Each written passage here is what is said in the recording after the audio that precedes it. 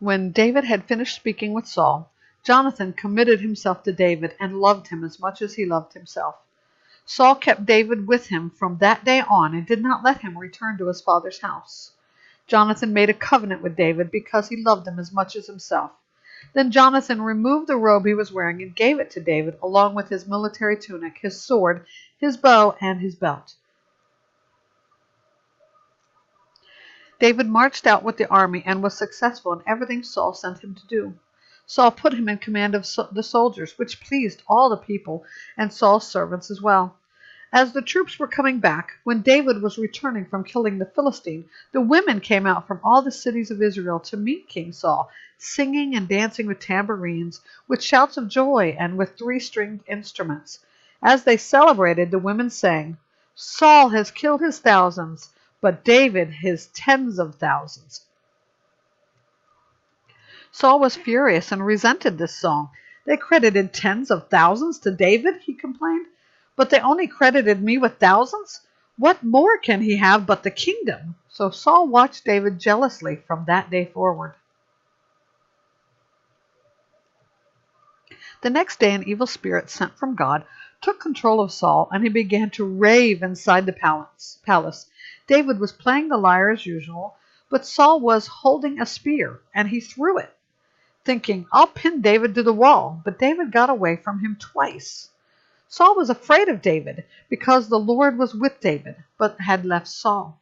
Therefore Saul reassigned David and made him commander over 1,000 men.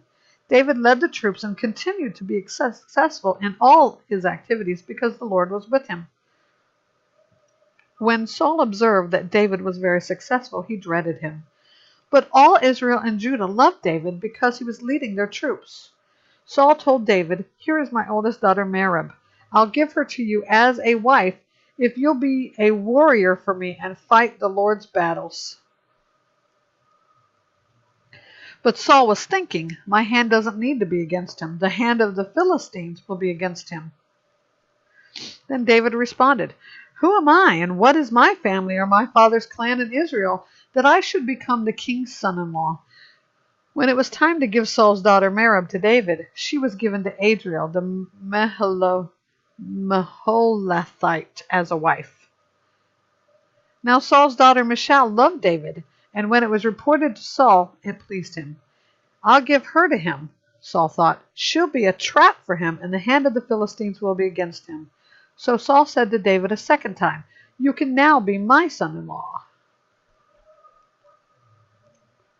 Saul then ordered his servants, "Speak to David in private and tell him, 'Look, the king is pleased with you, and all his servants love you.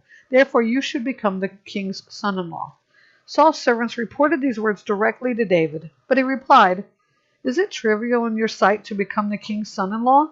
I am a poor man who is common." The servants reported back to Saul, "These are the words David spoke." Then Saul replied, "Say this to David. The king desires no other bride price except 100 Philistine foreskins to take revenge on his enemies." Actually, Saul intended to cause David's death at the hand of the Philistines. When the servants reported these terms to David, he was pleased to become the king's son-in-law.